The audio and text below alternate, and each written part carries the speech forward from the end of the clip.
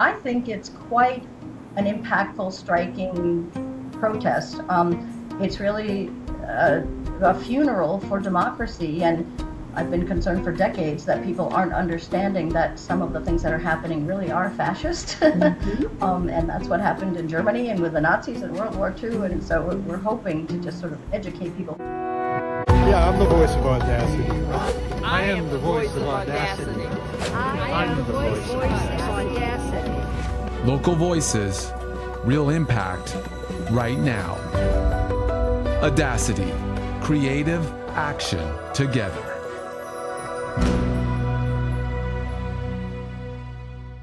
Hello, everybody. My name's Cynthia Stancioff, and I'm here today with Susan MacNeil-Densmore of the Audacity Visual Arts Committee.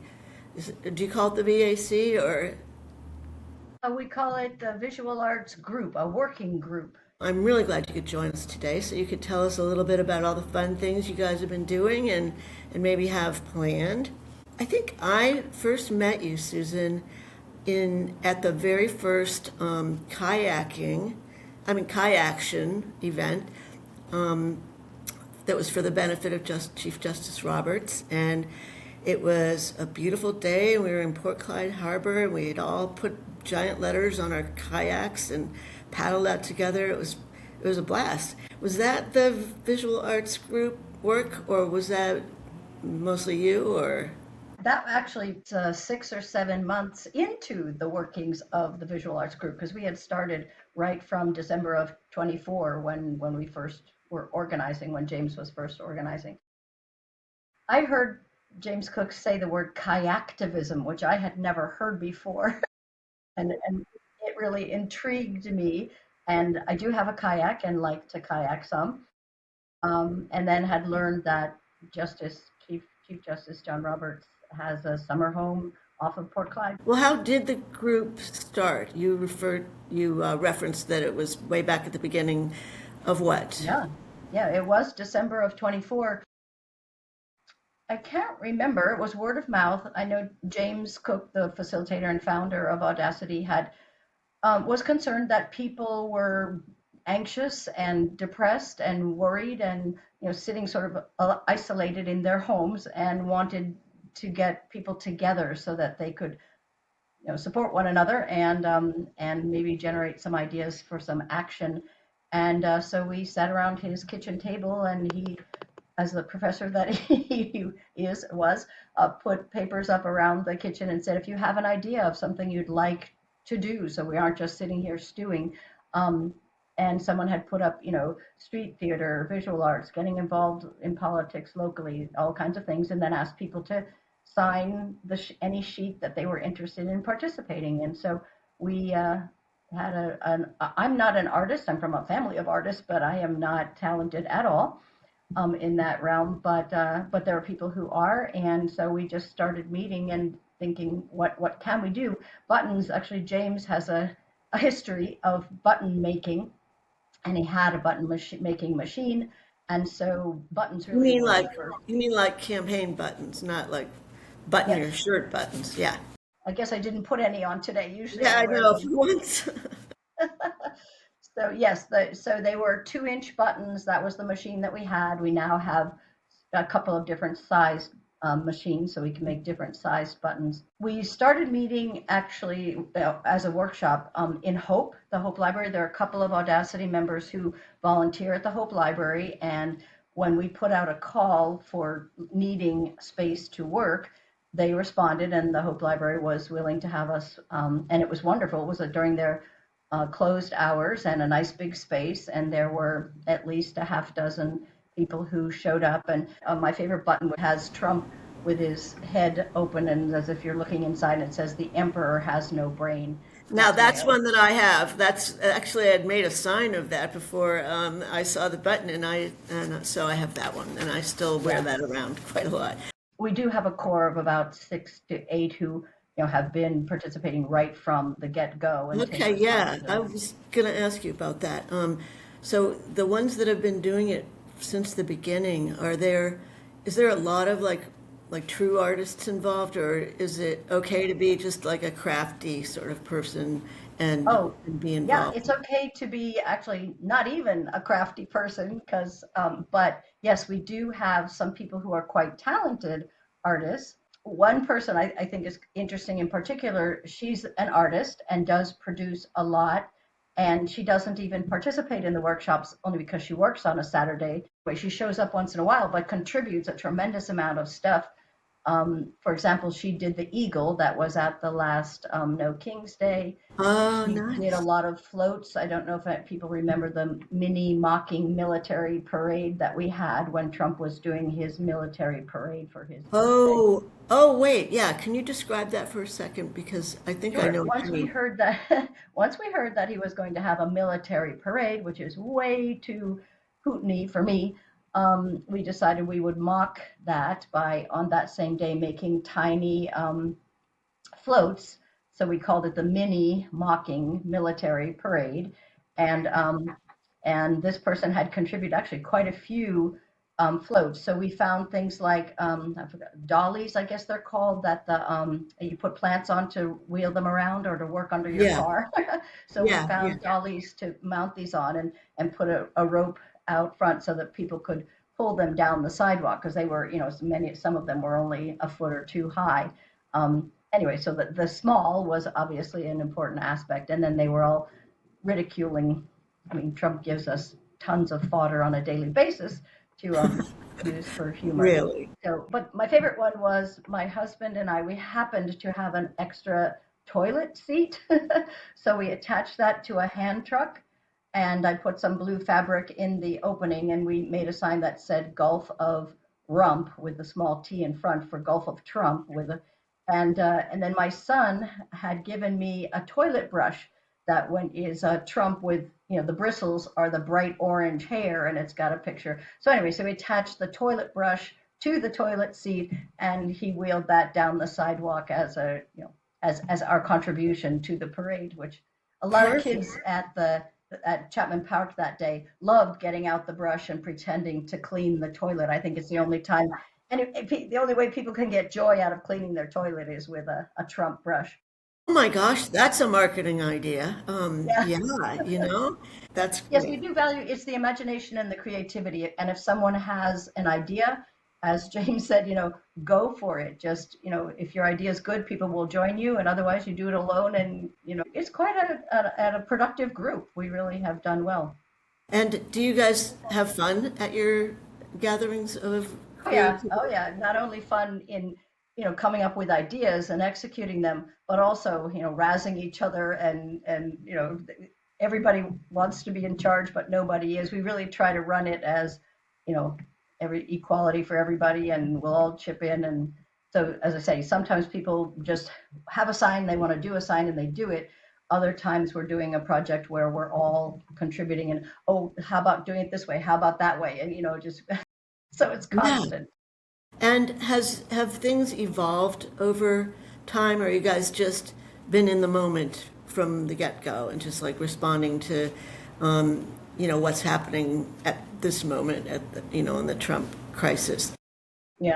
I think we have a very stable presence in that every Saturday we bring out the tub. We have a huge sign library, a lending library of signs that I'm always amazed to see that the Saint Upid that we made, over a year ago, people still pick it out of the bin and use it.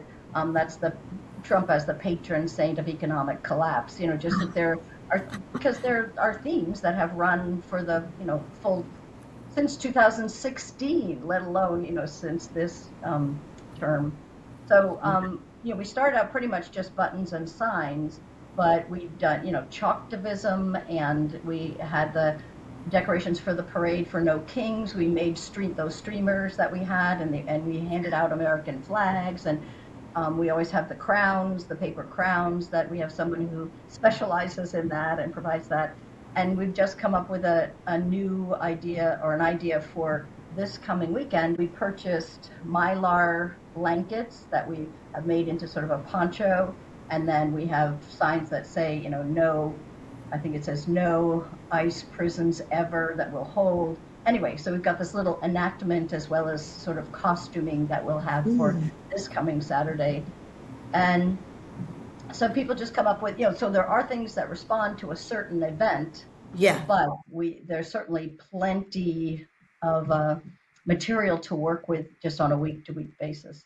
And is it costing you a lot of money to do this? Like, do you guys have to use We your own try. money? No, it's not costing a lot. Or I'm one I don't spend money. I'm very thrifty. So I was stopping by our transfer station regularly during the summer months or the non-winter months to pick up we were collecting lawn signs and then painting them over to be Yeah. able to to make them into our signs. We don't have a budget for our workshop space, so that's why it's been a little difficult we can't afford to pay rent. So it's just out of the goodness of people's hearts that we have, a space to work in and storage to keep all our things. So that's another creative aspect of this enterprise, is that you're finding ways to not spend money, but still make a scene. Yeah. Yeah. So that's great. You mentioned a number of things that you have available for people to use, buttons of various kinds that people can just have because you're making them available. And every Saturday, people can take whatever sign they want out of the library. And what else do you have that people can? We have made banners again from old bed sheets. Right, and you're always holding up the tyranny, the floating tyranny one, and tyranny. Yeah, and that's got a story behind it. My husband used to have a boatyard, so we had lots of big tarps. So this one is 20 feet long, and we cut it in half horizontally, so it's only 6 feet high. Wrote out with white duct tape with pink highlighting for end tyranny. And then my husband and I used some spray adhesive to put bubble wrap on the back of it so it would float. We put a bridle on it so we could hang it in the channel in Port Clyde in front of Upper Island in Chief Justice John Roberts' residence. And the ongoing thing we have are the signs of fascism. I don't know. Oh, yeah, talk about that. Yeah, so that was something I had seen on YouTube or something, and I think it's quite an impactful, striking protest. It's really a funeral for democracy, and I've been concerned for decades that people aren't understanding that some of the things that are happening really are fascist. And that's what happened in Germany and with the Nazis in World War II. And so we're hoping to just sort of educate people. So we started making signs. We now have 3 sets, and each set has 15 or 20. I think one of them may even have 30 signs. So we can have a very large group of people, and they all wear black, and some of them even cover their faces. Try to find a location that's got slow moving traffic that's quite dense, so people have a chance to read. And we spread out as far as we can so that someone can read the sign, digest what it says, and then encounter the next sign. And they're all examples of fascism. The first sign says signs of fascism, but some people weren't even sure what that meant. So we made one that says, what is fascism? And then we have signs that say controlling the media, using ideology instead of science, just examples of what is fascism. And then the very last sign says, our grandparents fought fascism, will you? So there's definitely a message there. And we don't, as opposed to the demonstrations or the rallies in Chapman Park where people are waving and smiling and engaging, we don't engage at all. We're like a signpost holding this message. And that can be borrowed by anybody and staged anywhere. If anyone wants, we've done Wiscasset, Damariscotta, Belfast, Rockland, Camden. We've done, I think, about 9 protests or rally, whatever you want to call demonstrations. Have you gotten any feedback from that, like from people? Yes, it's very positive and supportive. So, what do you and everyone that you're working with feel you're actually going to accomplish by doing this weekly protest with whatever signs and like equipment and stuff that you bring to the scene? What do you feel like it's going to make a difference? Well, it does make a difference to, I think, all of us personally, in that while we're at the workshop, we are together and conversing and sharing information and supporting one another. And I think it does, we then feel that we contribute to the greater cause.